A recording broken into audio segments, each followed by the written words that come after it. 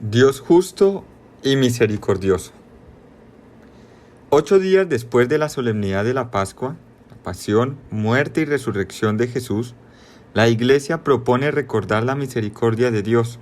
Si bien no se puede separar la predicación de la cruz si no es a la luz de la resurrección de Cristo, de la misma manera su justicia debe verse a la luz de la misericordia, pues la justicia divina que se revela en Jesucristo no es condenadora y castigadora, sino que justifica, que nos hace justos. Nos justifica a ojos de Dios por pura gracia, sin mérito alguno por parte nuestra, más aún, a pesar de nuestros méritos. Así, la misericordia de Dios, revelada de una vez por todas en la cruz, nos revive y revitaliza inmerecidamente a nosotros, que merecíamos el juicio y la muerte. Esa misericordia suscita en nosotros esperanza en contra de toda esperanza. Ahora bien, hablar de Dios como fuente inagotable de misericordia resulta para muchos un asunto de no fácil comprensión, ya que el panorama en que nos encontramos está marcado por acciones en contra de justicia y misericordia, robos, hambrunas, desplazamientos forzados, catástrofes naturales, pobreza, enfermedades nuevas. A la vista de esta situación, a muchos les resulta difícil hablar de un Dios omnipotente y al mismo tiempo justo y misericordioso.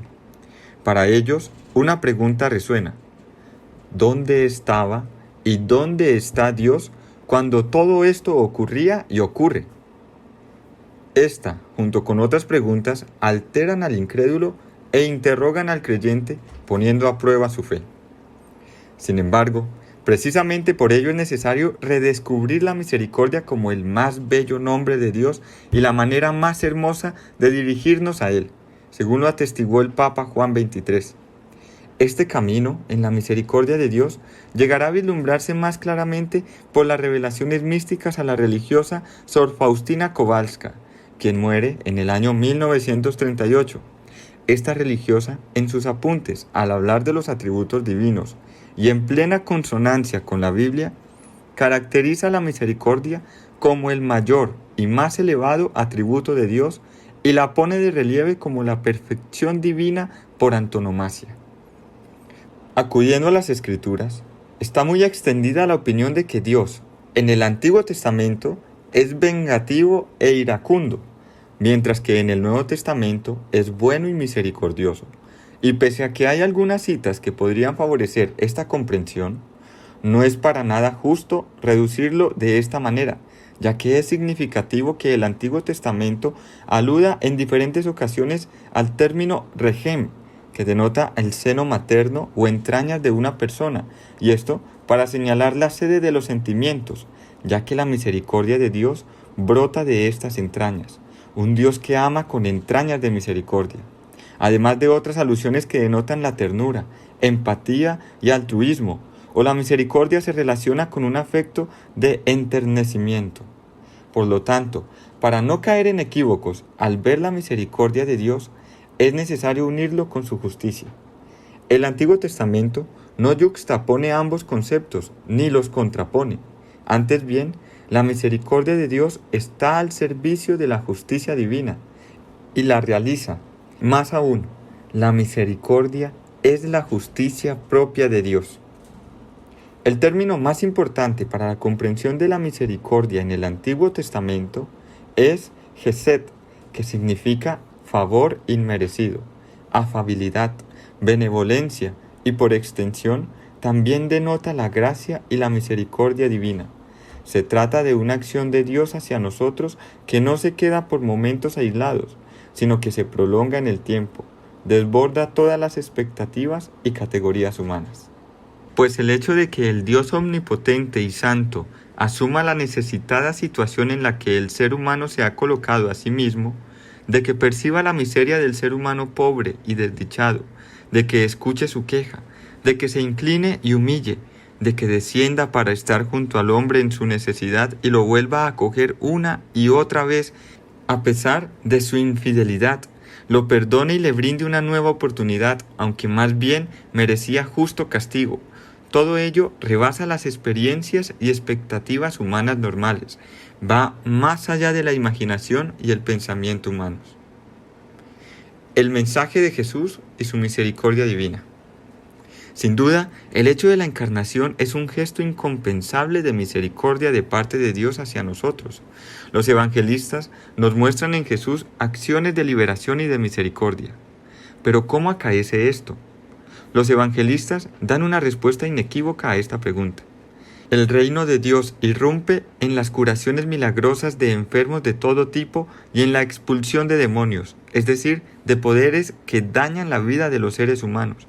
Ha irrumpido un año de gracia de parte del enviado de Dios para dar la buena noticia a los pobres mediante obras de liberación. Los ciegos recobran la vista, los cojos caminan, los leprosos quedan limpios, los sordos oyen, los muertos resucitan, los pobres reciben la buena noticia. De tal manera que Jesús no solo anuncia el mensaje de la misericordia del Padre, sino que también lo vive lo que anuncia. Se hace a cargo de los enfermos y los atormentados por malos espíritus. Puede afirmar de sí mismo, soy tolerante y humilde de corazón. Se compadece cuando se encuentra con un leproso o cuando ve el sufrimiento de una madre que ha perdido a su único hijo. Siente compasión por los numerosos enfermos, por el pueblo que tiene hambre, por los ciegos que le suplican que tenga piedad de ellos, por las personas que son como ovejas sin pastor. Junto a la tumba de su amigo Lázaro se emociona y llora. En el gran discurso sobre el juicio se identifica con los pobres, hambrientos, miserables y perseguidos. Así, una y otra vez, salen personas a su encuentro gritando, «Ten compasión de mí» o «Ten compasión de nosotros». En la cruz, aún tiene tiempo de perdonar al buen ladrón y de orar por quienes lo han crucificado. En Jesús, en su vida, en sus parábolas y en su obra, se evidencia claramente la realidad de Dios como ser misericordioso desde el misterio de la encarnación hasta el misterio de la cruz y la resurrección. Por lo anterior, con gran fuerza se levanta la fiesta de Jesús misericordioso y justo, que nos invita ante todo a no tener miedo. La justicia de Dios es su misericordia, y su misericordia es su justicia. Ella nos libera de todo miedo existencial, conduciéndonos a una nueva vida, a una nueva esperanza, a una vida que nace del amor y es para el amor. Pero en ningún momento se debe confundir la responsabilidad de cada creyente ante esta misericordia divina. No todo me está permitido, nos recuerda San Pablo.